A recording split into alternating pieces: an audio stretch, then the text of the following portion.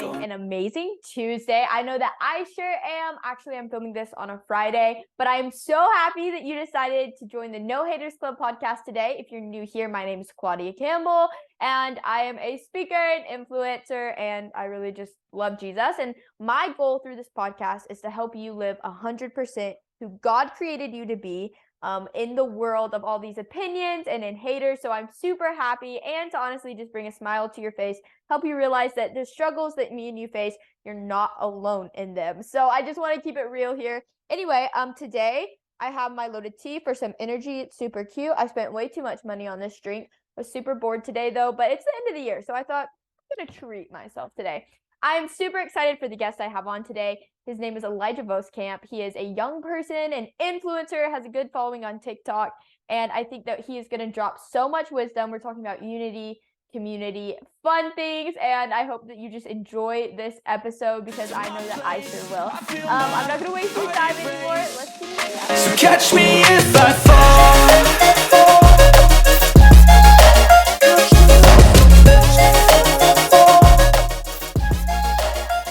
Hello, everybody. Hello, Elijah. How are you doing today? I'm doing great. Okay, so start off the podcast. Tell us how your day went. Did you do a lot? Did you do nothing? How's the day going? It's kind of been a slow day, honestly. I woke up pretty late, later than I wanted to wake up, but got some school done. Worked out a little bit. So That sounds like a good day, honestly. I feel like getting up late sets my day off sometimes, so it's weird for me. But also today, like for me, it was a pretty slow day too because it was a rainy day, and rainy days always make me like slower and everything. But anyway, you're homeschooled, right? Okay, so do you love it? Do you hate it? Tell me about it. Homeschooling's like one of those things that you love it some days and just hate it other days. Like it's great because you work on your own schedule. You can like incorporate things like I can do like Bible study as my school. And so it's just perfect. Like I can have a lot of those different things, but it's hard because I don't have a very set schedule some days. And then, sometimes my parents aren't here to get me out of bed. And so I have to have a lot of self-discipline, and that gets difficult, especially going, up into high school. It gets tough. So yeah, but overall, I would say I love it. It's just there's some days where it's like it's just difficult. So No, I totally get that. So for the podcast listeners, for the podcast people, I don't think I've ever really talked about this on much of my like social media, but I used to be homeschooled. I was homeschooled from kindergarten to 6th grade, and then in 7th grade I started going to a school.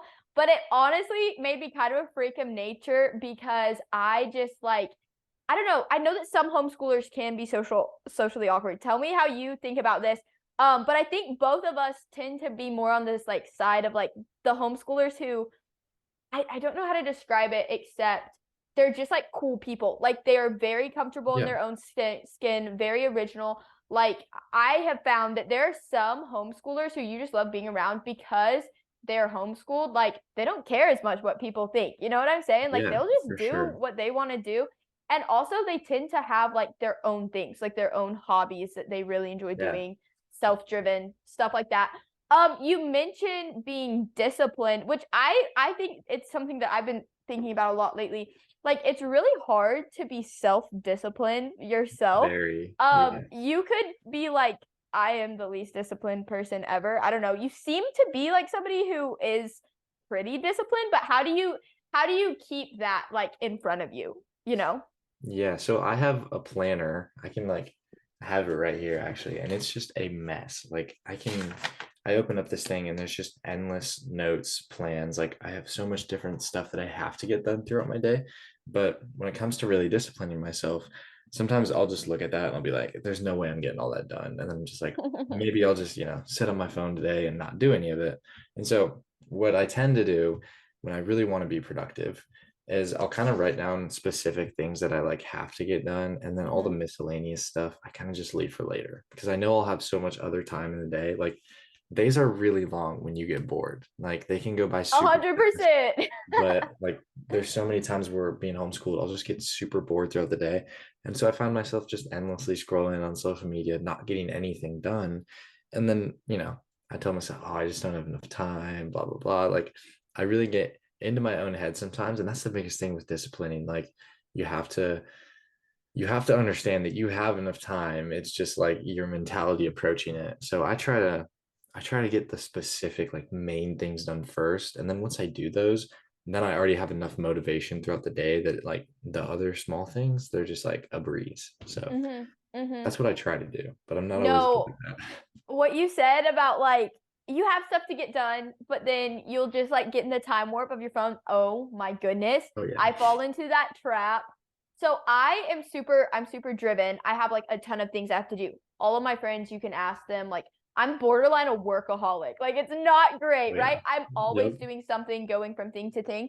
And so, but there will be times when I'll be so exhausted. And I feel like that's too, like, Yeah. organization and discipline is really good because, like, whenever you put so many things on your to-do list and it like overwhelms your brain, or I have found with me, it overwhelms your brain. So then you're like, oh, I can't do any of this, so I'm just gonna do none of it and I'm just gonna sit in bed. Or like for me, Yes. because I'm an influencer, like I'll be like, I'm just gonna do some like research on what I'm gonna do, and then I'll just scroll for Yeah. like 2 hours. I was like, girl, that is not research. That is not you doing your stuff. That is literally just you being on your phone or whatever. But okay, so are you like super organizational, or are you somebody who's just more like you just try to get everything done and it happens? I kind of, I think being homeschooled, I've kind of adapted this like very relaxed lifestyle. So Mhm.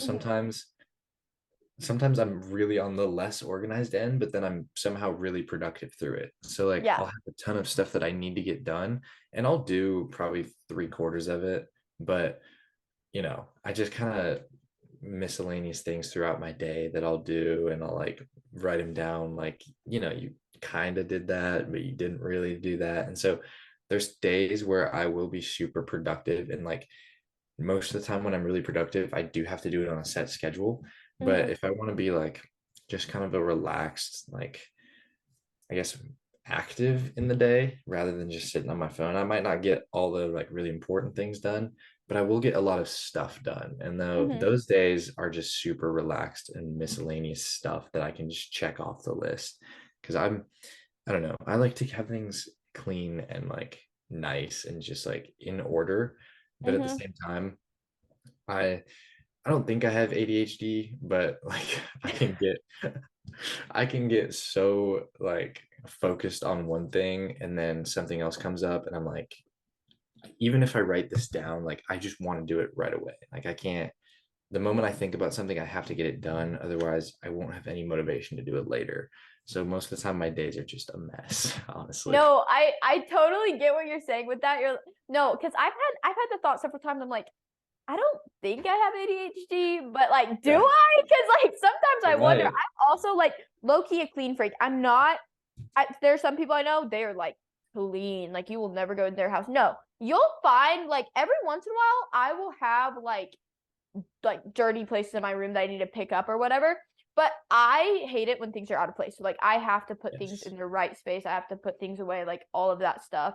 But anyway, I wanted my audience to get to know you a little bit more. So I like asking like these kind of like silly lighter questions sometimes at the beginning. For everybody who doesn't know, I met Elijah through TikTok. We were at Yep. a content creator Zoom, and one of the things they challenged us is like to reach, which that Zoom was amazing. It's I thought it was awesome. wow, like one of the top 10 experiences of my life. Like there were just a lot of people who were in the thing that Absolutely. we wanted to do who were just like dropping wisdom. And I want to say, I don't know for sure, but I feel like you were taking notes too. I think like we were some of Yeah. the only I two. took I so many. Listen, I still have a notebook full of all of the notes that I Oh took yeah. from that content creator Zoom, and I look back at them.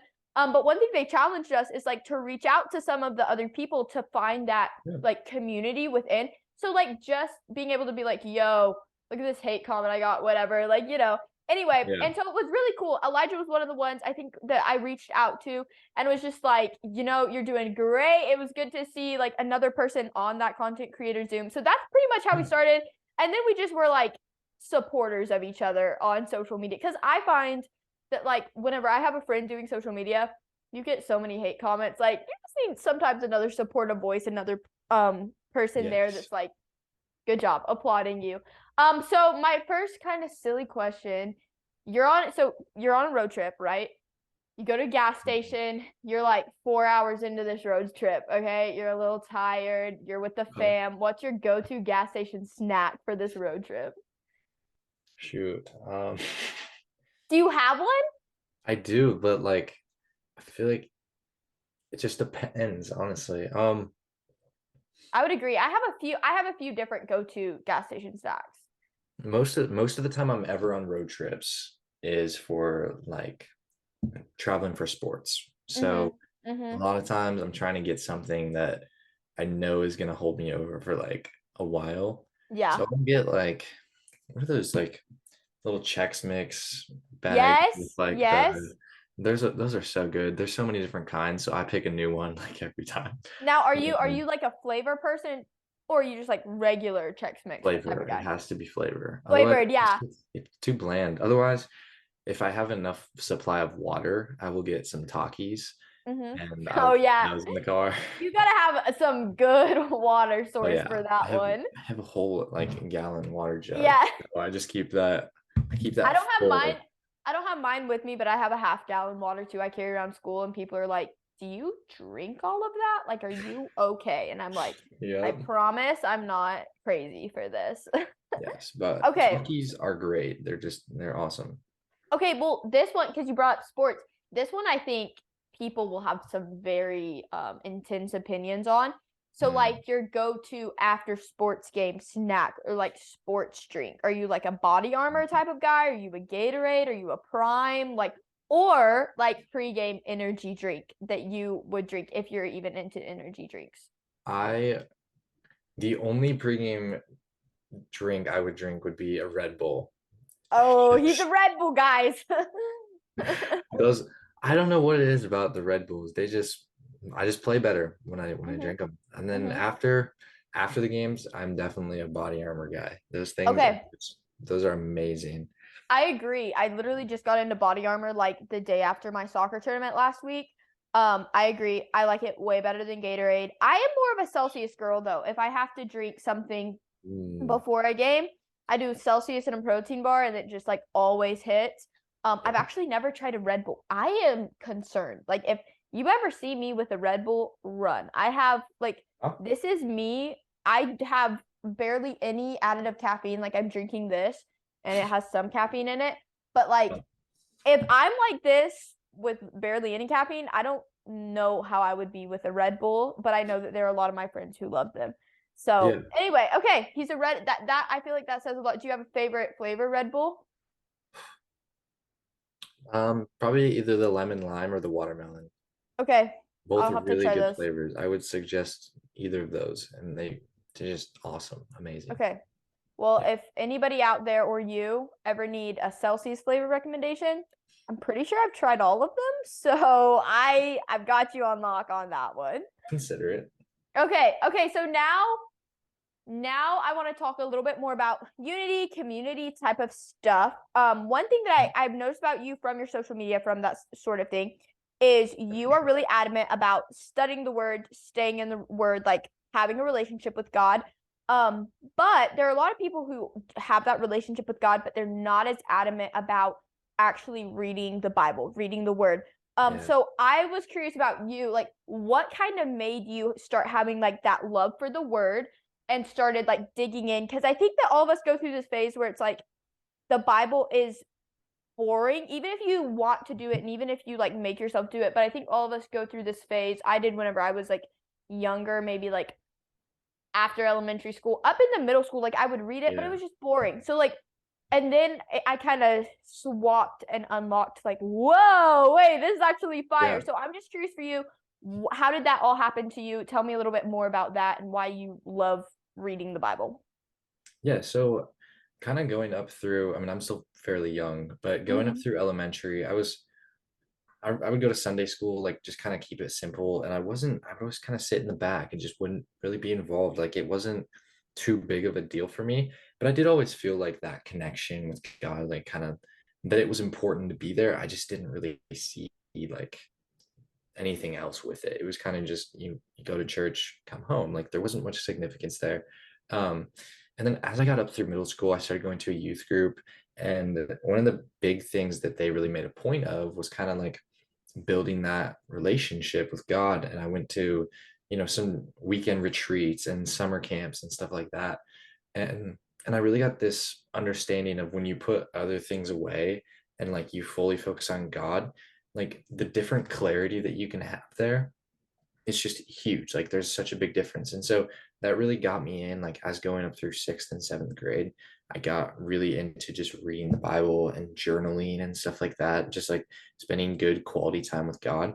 And there was times, where it was kind of a little bit boring, a little bit this, a little bit that. Like it was, I don't know if I want to read all of this, or, I probably should study this verse, but whatever, like I'll just look it up on Google or something like that. Like I didn't I guess I started really pursuing it more once I started feeling kind of the calling to go into a little bit more ministry. And so I started to build that relationship with God through reading and then researching a little bit and then honestly just taking like really good notes like in that kind of secret place atmosphere. That's one thing that's been huge for me because you read, you learn, and then you actually spend the time with God and like journal, take notes, like a lot of those different things. That's kind of my whole routine is just reading and then note taking of just thoughts. It's just I found that that's really worked out for me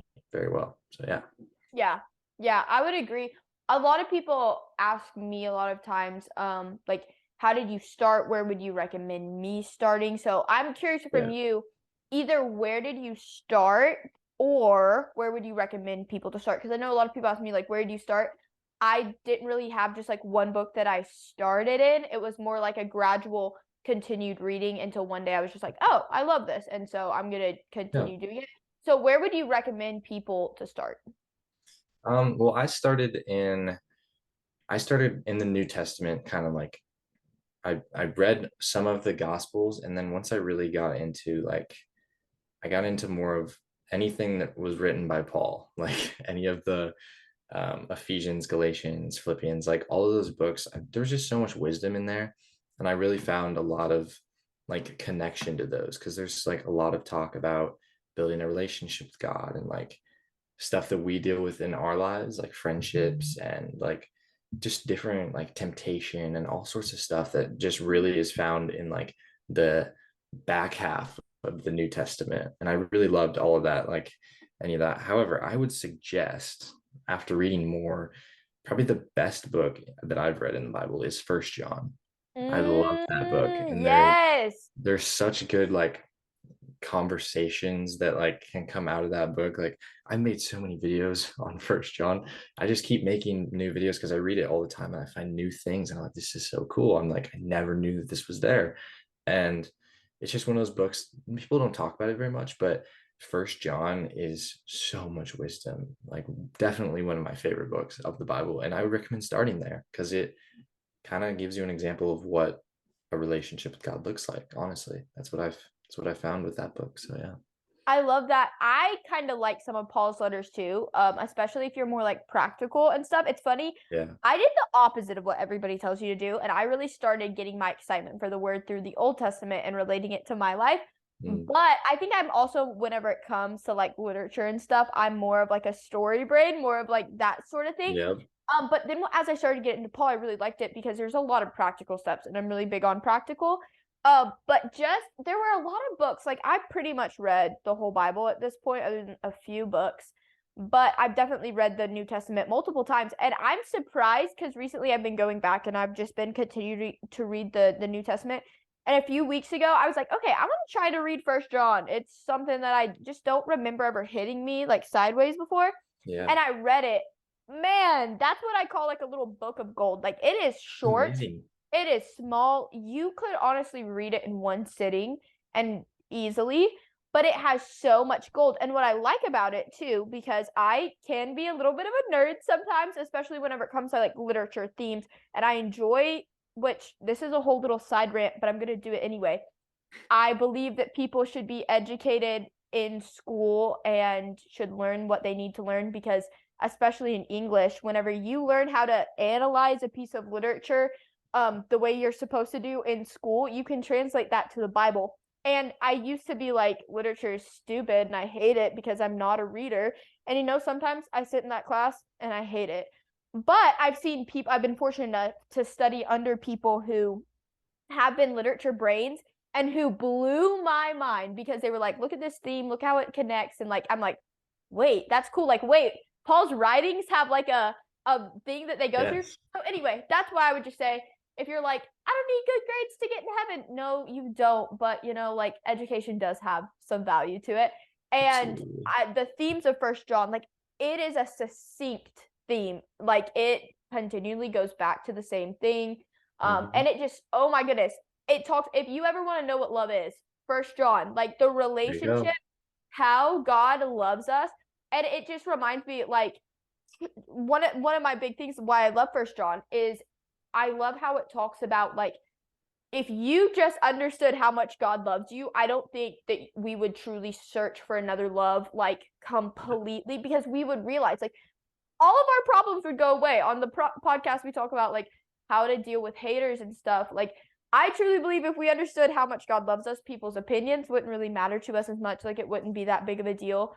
So anyway, yeah, that's just me going on a little rant. Love First John. I think it's amazing. Do you have I was also curious too. I like asking this question.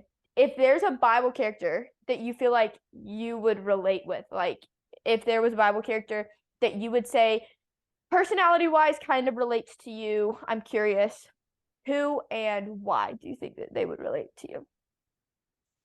Um, that's a tough one. I'd probably say, man, I don't know. Honestly, I think sometimes I guess I could relate to like Peter a little bit and Mm-hmm. just kind of the way that he overthinks a lot.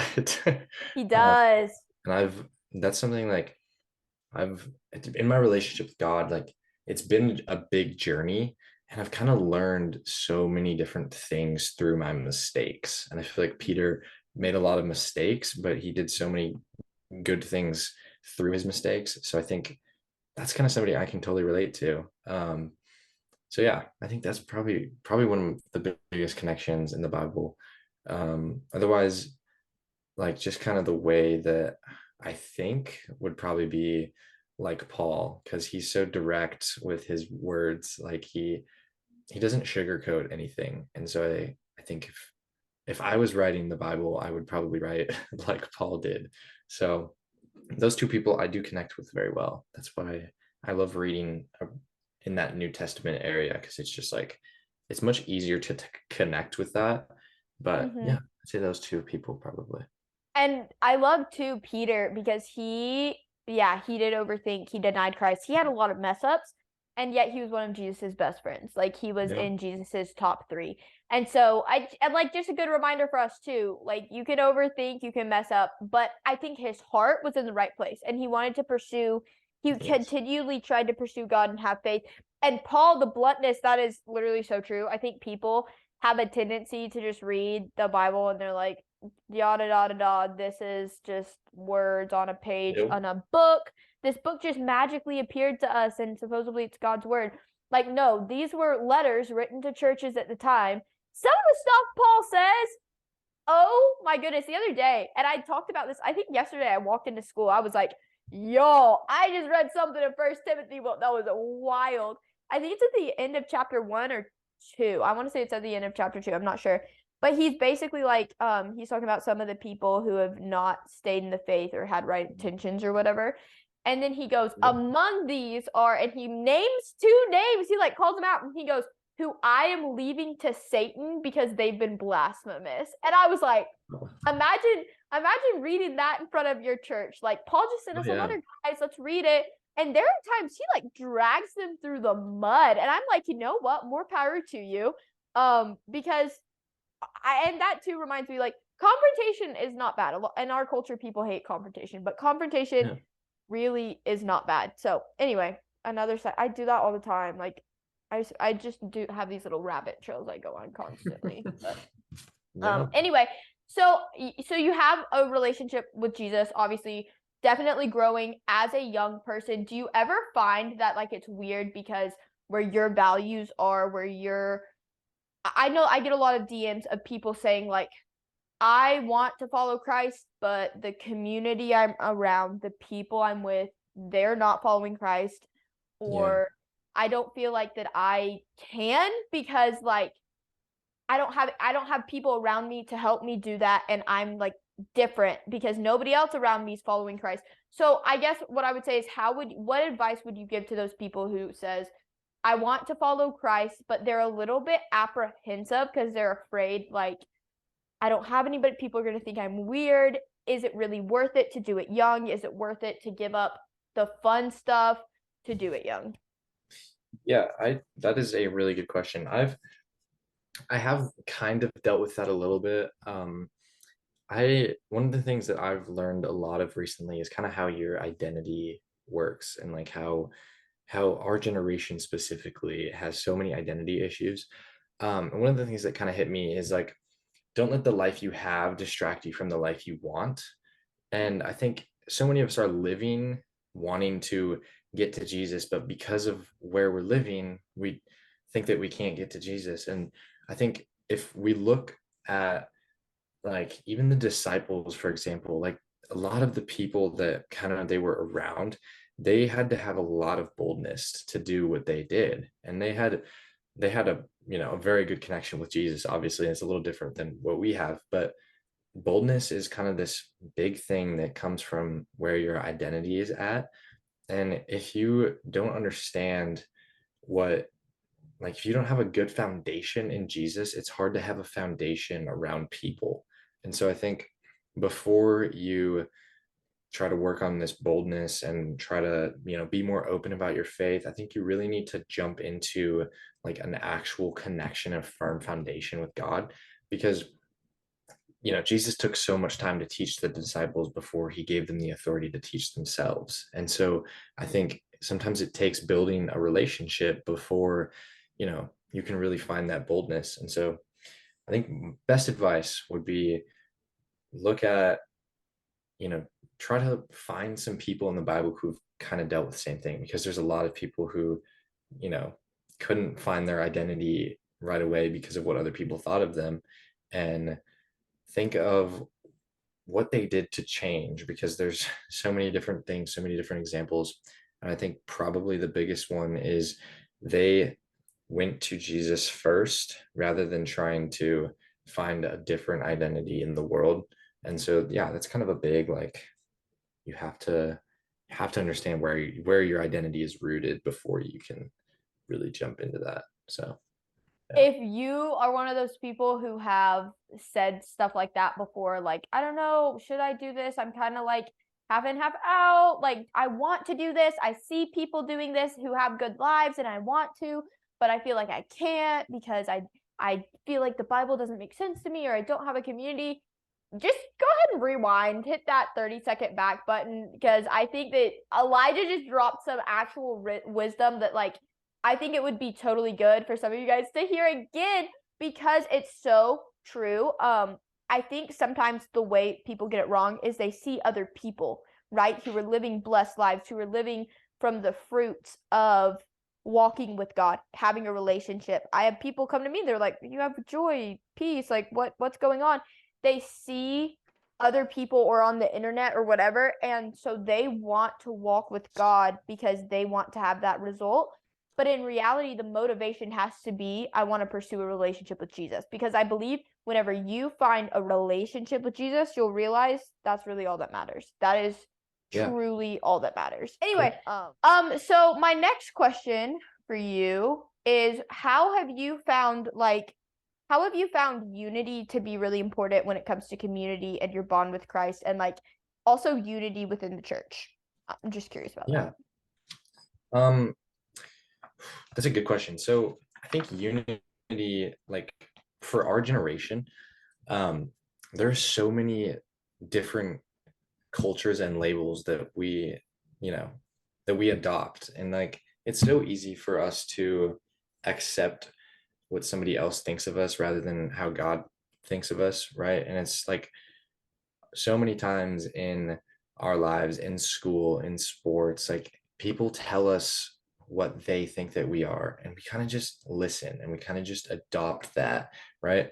And it oftentimes we think that it's building a community, but it's not building it off of the right foundation, right? And so there's kind of two different ways to look at community, because there is a lot of communities, right? But they're not always good communities. And there you can be in this community of a false identity, or you can be in this community that's based off of unity and connection and like being there for one another. And so I think in the church, one of the things that has kind of been all over recently in the church is like people trying to teach without community, right? And one of the things that I've kind of been learning recently is your teaching is honestly irrelevant if you don't have community. Because think about it, like you try to go up to somebody out of the blue at your school and you tell them, hey, Jesus loves you, right? That can make a huge impact on them. And then you walk away and they look you up on social media and they saw that you just posted something, very secular, or something that's not leading them to Jesus at all. They're suddenly going to have a completely false understanding of who Jesus is, right? And so if we're trying to build a community based off of unity, we first have to build like a relationship with God so that we can teach others about God. And so that's something that I've been like really trying to understand, because it's so easy for me to be like, build a community, build a community, build a community. But if I am not working on my own relationship, then it's impossible for me to teach community and to teach unity. And I think that's why people are struggling to find it so much. People struggle to find unity because they hear the right teaching, but they see the wrong motives and they see the wrong like view and understanding. And it ends up harming them with a false identity because they don't understand what unity even means. So yeah, unity really comes from relationship. And if you don't have that strong foundation with God, that's why unity is all over the place, because people don't understand what it even looks like anymore. Yeah, that's so good. I think the relationship with Christ is kind of like the glue that holds it all together that we keep coming back to. If you want to have these awesome things, like you have to have that foundational walk with Christ, but Yeah. then also exactly what you're saying. And I see this in Gen Z so much. This idea of Jesus as a trend. Like Mhm. it's popular to be this form of lukewarm Christian. And Yeah. I think that if Paul was still here today, he would probably write a letter to the Church of America and be like, y'all are too comfortable and being the I love Jesus, I live for him, like having the bios, Yeah. Philippians 4:13 or whatever Yep. verse it is. But there are people who I remember even like go to their bio and it would look like, oh, I love Jesus. I'm such a Jesus follower. Woo, woo, woo. But then I know them in life and I'm like, that's not congruent with you. And so Exactly. even whenever they make a good point, even whenever they say something, I'm like, yeah, I'm going, but it makes me not want to believe it when you do a good point, whenever your reputation Exactly. is one that is not good. And I totally believe people can change. Like if you've had a past that you're not proud of, if you have had a past that you're like that isn't representative of Jesus, you can choose to change that and Absolutely. people will see, wait, Yeah. this person is actually changed.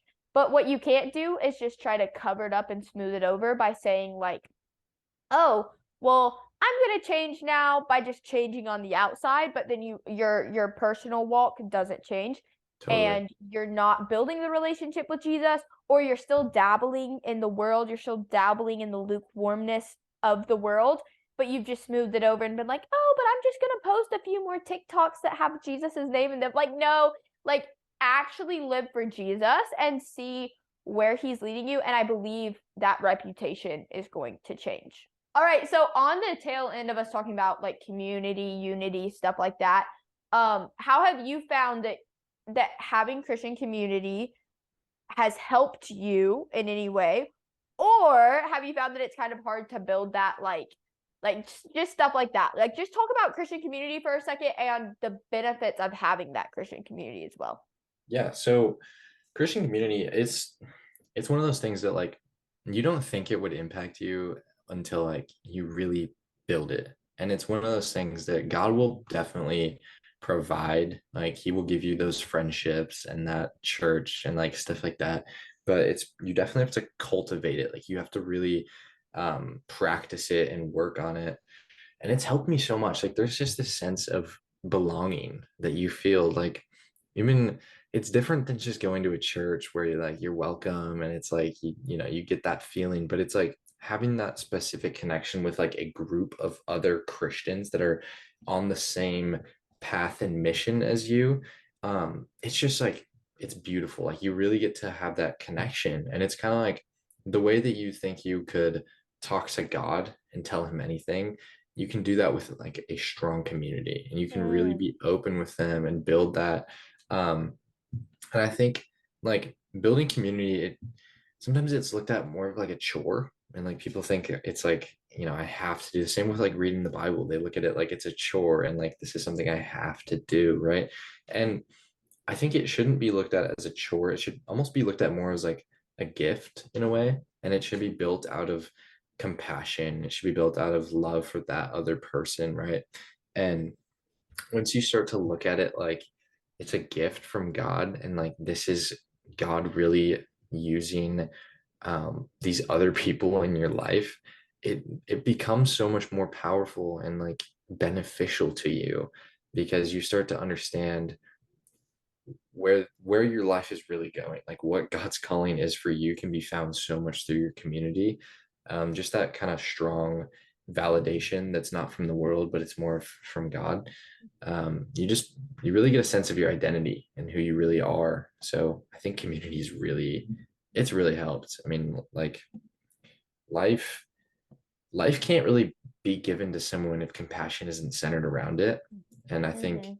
in community, you really find the sense of care, compassion, and it's this life-giving experience that really brings unity. Honestly, that's kind of where it comes from. Yeah. So yeah, Yeah. And I want to talk about community for a minute too, because I think that Satan tries to attack community because he knows how life-changing it is. Whenever you look at the absolutely. Bible though, the times, the things that the most stuff happened, community.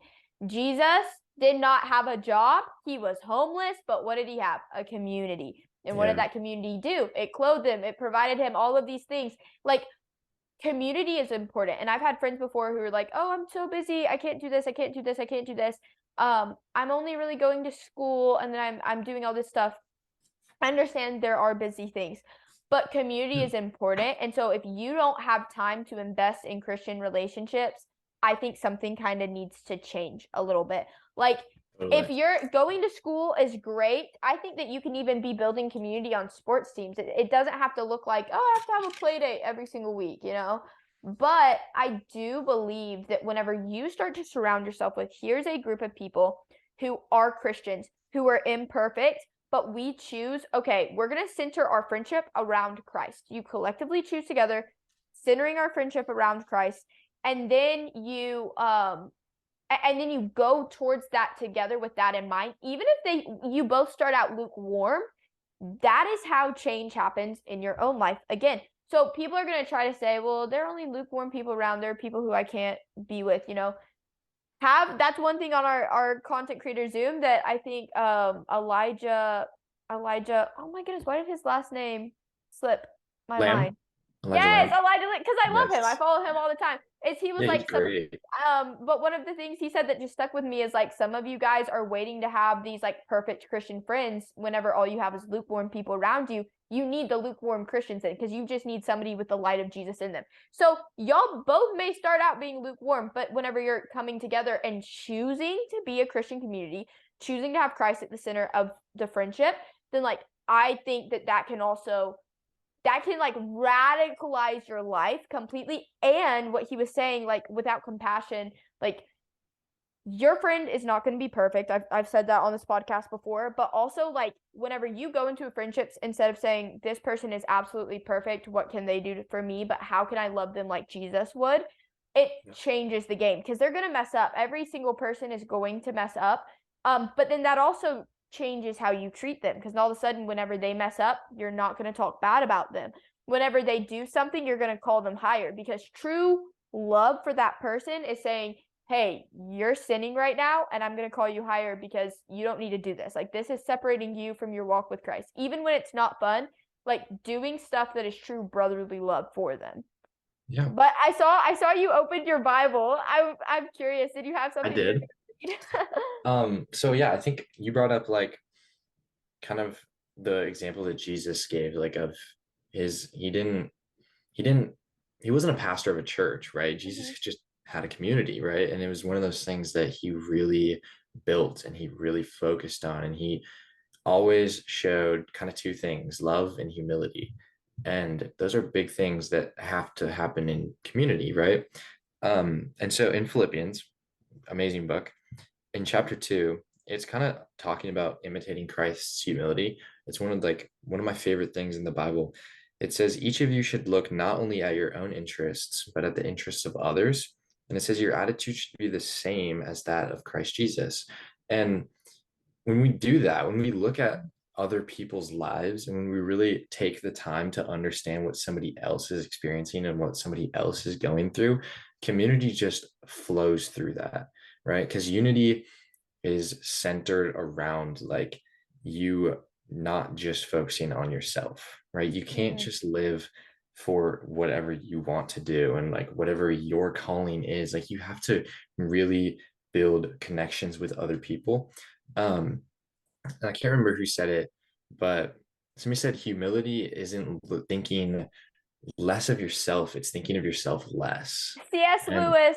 yes, C.S. that's who it was. Lewis. Yeah, it's Love so him. good. Like Hmm. you shouldn't think less of yourself. You should think of Hmm. yourself less. And that's like Yes. that's So so important. simple. Yeah. It's And so simple, but so true. yeah, it sounds simple until you have to really do it. But it's like once we get to that point where we put others before us, that's kind of where unity just comes from, right? And Hmm. Jesus had he was just amazing at that. He flowed like just love, compassion, unity, community just out of him. And he really showed such a good example to his disciples. And I love how his disciples made so many mistakes along the way. Like people would approach Jesus and they would be like, Jesus, you can't talk to that person, or Jesus, you can't touch that person, they're unclean. And Jesus would just be like, no, they are part of who I am and what I'm trying to accomplish on this world.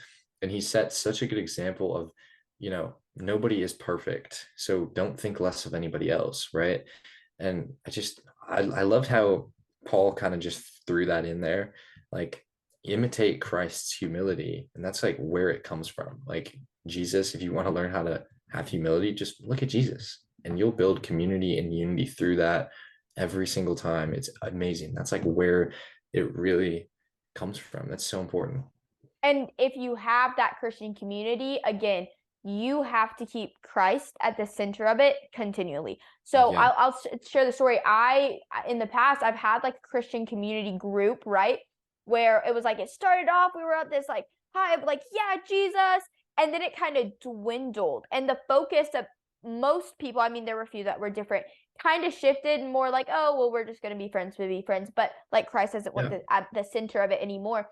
And so what happens is that then whenever there's some people who are still like, woo, Jesus, but then there's some people who are like, no, then there can sometimes, and this is what I want to talk about in unity. Unity is so important. Christ makes it so clear in the Bible how important unity actually is, being in harmony, and how being the church, being in unity is so important. Yeah. And so there are times, and passivity does not equal unity. If you're in a group of people Absolutely. who are just being passive and who are just like, oh, well, I'm not going to say anything to this person, they're making a bad decision, I'm not going to say anything to this person. I talked to one guy at one point and I said, we had a mutual friend, and the mutual friend was making a bad decision, and I had told this mutual friend, hey, I love you and I support you as a person, but you know that this decision is not what's best for you. And I asked our my other friend who also knew this guy, and I said, have you talked to him about this yet? And my other friend was like, no, I'm not going to say anything to him because we're pretty tight and I just wouldn't want to say anything to him. And the issue with that is from the outside it looks like unity. It looks like, oh, things are peaceful, but it's passivity. It's not unity. Unity is saying, okay, I'm going to align my heart with Christ's heart and with all of these other people's hearts, and we're going to be harmonious in this discord. And that continually comes by putting again Christ at the center and saying, okay, let's all work towards aligning our hearts with Christ's heart, because true brotherly love would be going to somebody. That's why God confronts his disciples. Jesus confronted his disciples so much. Paul says, listen, you got to confront people because it's important. That's how you live in unity. Because whenever you just let people and that's again something our culture does. Oh, I don't want to step on anybody's toes. So they're going to be living blatantly in sin, and I'm going to let them damage their own life and damage their relationship with Christ. Yeah. And that's not showing love. That really is saying, I care more about my standing and the way you view me than I truly love you. And to me, I remember, because I had a conversation with my youth pastor whenever I was going through the situation of I felt like I needed to exhort somebody. And he was like, Claudia, your view, how they see you, because they may think you're the worst person ever, but for coming to them and saying, hey, you need to stop doing this, when in reality, you're showing them brotherly love. And Jesus knows that you're showing them brotherly love. So them hearing from somebody saying, you're damaging your relationship with Christ by doing this, and I'm calling you higher, that's true love, and that matters more than how they think about you. So anyway, and that provides unity as well. Yeah, I think one of the things I have written down from recently I went to a retreat with my church, and it was all about focus and identity on Jesus. One of the things the pastor said was, we have capability, but we don't have God's guidance, right? We are perfectly capable of doing something, but without God's guidance, we are capable of doing the wrong things, right? So I think so often we think, oh, they're perfectly capable to handle that on their own. Well, they may be perfectly capable, but just because they're capable doesn't mean they know where to go, right?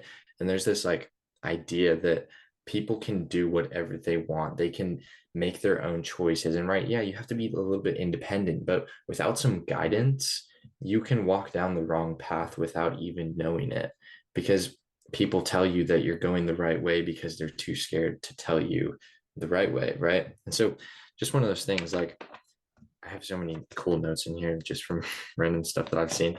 Our generation, we have this zeal, this just eagerness to find something, right? And often in community, that's why Gen Z can either have a super strong community or just a very weak community, because we are all searching for something bigger, right? And so we can kind of get to this point where our community becomes bland because we aren't centering it around the biggest thing, right? And we start to lose focus of having God as the center, and all of our knowledge just kind of fades because God's not there anymore, and God kind of loses that. And one of the things I've written down is, zeal without knowledge is like a sword in the hands of a lunatic. And I don't know where I read that, but it's that's so good. one of the best things I've ever read, because we have this eagerness, but we don't have this knowledge. And it's just what are we trying to do? Where is our community centered? And we're losing sight of what truly matters because we're refusing to pay attention to knowledge. So there's just two super important points that we need to keep living by. Yeah, no, that's literally so good. I don't know where you got that to, but that's actually genius, because you can have all of the power, but it's like a race car. If you have no direction, it can just go wherever it needs to go. So again, having the knowledge in the Bible, that's where it's going to direct you. And I think that's why God tries to, not God, Satan tries to get us off track so much. But anyway, wow, that was so good. This conversation's been so good. The question I try to end with, or that I ask every single guest, is, since we are the No Haters Club podcast, how do you deal with haters in your everyday life, social media, any way you want to take that question? Honestly, I try to approach it with understanding. I think that's the biggest thing. Like I've heard different ways to go about it. Some people are just like ignore them. Some people are just like, you know, you're the right person in this situation, fight back. And I'm like that, you can't do that one. And some people are just like, understand, because I think sometimes people that hate are coming from um personal experience, and they think that they have 100% reasoning to hate on you. And then other times people just hate because of jealousy. And I Mhm. think if you don't approach them with love, they're just going to keep hating, right? Because Yeah, every time they've hated somebody, they've received hate back, or they've just been ignored, and that's just fueling them even more. And so I try, when somebody is hating on me, or when somebody just purely is, you know, just getting on my nerves, like they just don't want to leave me alone, they're purposely trying to frustrate me and lead me off track, I'll approach them with kind of like authority, but understanding. Like I want them to understand why I do what I do, but I want to understand why they do what they do. Like I want to understand, why are you hateful? Because it's most of the time it's springing from something that they have dealt with. And right. it's terrible to just ignore them, because then they feel, even more reason to hate, because nobody wants to talk to me, nobody wants to understand me. And if you just fight back, then they get even a bigger reason, because they're like, people don't understand my opinions, people don't respect what I believe. And so it's just like, if you don't take the time to understand the people who hate you, you know you won't have an understanding of love either, because you've never had to deal with the opposite side of it. So I think that's kind of the best way that I try to look at it. That is awesome. I think that that's an amazing answer, and one that I don't hear as widely as I do other answers. But just taking the time to simply humble yourself, which is what you were talking about Yeah. earlier, and saying like, because we have a tendency to get like our pride wells up, and we have a tendency to just like fight back, right? Yep. But it's taking a second and being humble, feeling the sting of the hurt, but then going, okay, I'm going to take a minute to understand you. And sometimes people are just going to hate, and you just understand, okay, that's what they're doing. But you go at it from an angle. There have been a few times, not many, I don't do this the best sometimes, whenever I've gotten a hate comment or a hate DM, and I've just taken the time to be kind and nice and question them further. Why did you say this? Yep. And there have been people who've gone, oh, I'm sorry, I didn't mean to come across like this way, or this mean. You're right. Absolutely. I'm sorry. I was just wanting to help you out, or I was just wanting to say this. I thought it would be funny. And so truly understanding people, I've had people in my life who understanding them more has made me go, oh, okay, that makes sense. Like we might need to change on the delivery a little bit. But then I've also had Absolutely. other people who I've understood, and they just truly are not going to be against you. But that's awesome. Anyway, Elijah, I loved having you on the podcast. You've dropped some wisdom. I think I'm gonna love re-listening to this podcast while I edit it, and I think it's gonna help so many people answer so many questions. But thank you for joining us on the No Haters Club podcast today. So thank you for having me. So catch me if I fall.